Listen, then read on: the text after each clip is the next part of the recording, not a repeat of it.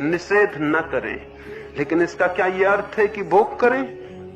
क्या इसका यह अर्थ है कि जीवन जो कुछ भी दिखाए उसी में डूब जाएं और जीवन जो आकर्षण दे उन्हीं में विलीन हो जाएं? नहीं, आकर्षण है ही इसलिए कि बहुत गहरे निषेध है।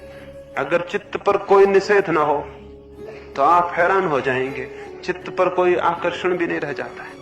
और अगर फिर भी मालूम पड़े कोई आकर्षण तो उस आकर्षण से भागे ना, उस आकर्षण से पीठ न मोड़े, क्योंकि जिसने पीठ मोड़ी आकर्षण उसका पीछा करेगा। अगर कोई आकर्षण दिखाई पड़े तो फिर पूरी सजगता को लेकर उस आकर्षण को जानने ही चले जाएं।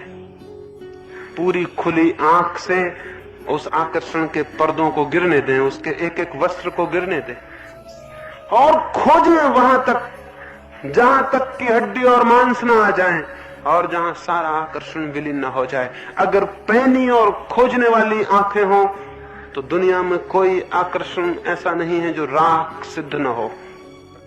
लेकिन हम आंख बंद कर लेते हैं, या तो हम मोह में आंख बंद कर लेते हैं या हम द्वेष में आंख बंद कर लेते हैं। या तो हम आंख बंद कर लेते हैं तीव्र आकर्षण में और या हम आंख बंद कर लेते हैं तीव्र विकर्षण में।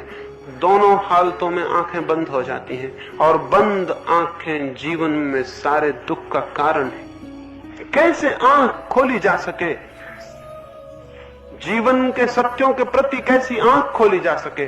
पहली बात, पहला सूत्र हमेशा स्मरण रखें, अगर दूसरे की शिक्षाओं को पकड़ के आपने जीवन में खोज की, आपकी आंख कभी नहीं खुल सकेगी। आपकी आंख कभी नहीं खुल सकेगी, क्योंकि जीवन के तथ्यों को आप किन्हीं सिद्धांतों की आड़ से देखना शुरू कर देंगे और तभी निष्पक्ष ना हो पाएंगे। अगर आप क्रोध को देखने गए, हजारों साल से सिखाया गया है क्रोध बुरा है। अगर आप सेक्स को देखने गए, सिखाया गया है सेक्स बुरा है। अगर इस बुरेपन के भाव को लेकर गए तो आप देख ना पाएंगे, क्योंकि देखने के लिए अत्यंत निष्पक्ष, अनप्रेजुडिस्ड, बिल्कुल तटस्थ मन चाहिए और ये मन तो पक्षपात से भरा हो गया। और जहां पक्षपात है वहां देखना असंभव है।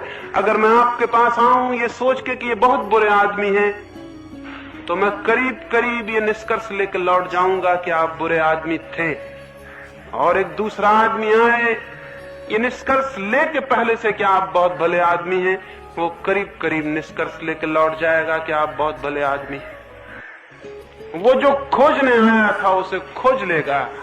जिंदगी बहुत बहुत जटिल है, उसमें सब कुछ है, बुरा और भला, उसमें अंधेरा है और उजाला है, उसमें छाया है और उसमें प्रकाश है, और कोई तथ्य ऐसा नहीं है जिसमें कि अंधेरा पक्ष ना हो और प्रकाश से भरा पक्ष ना हो।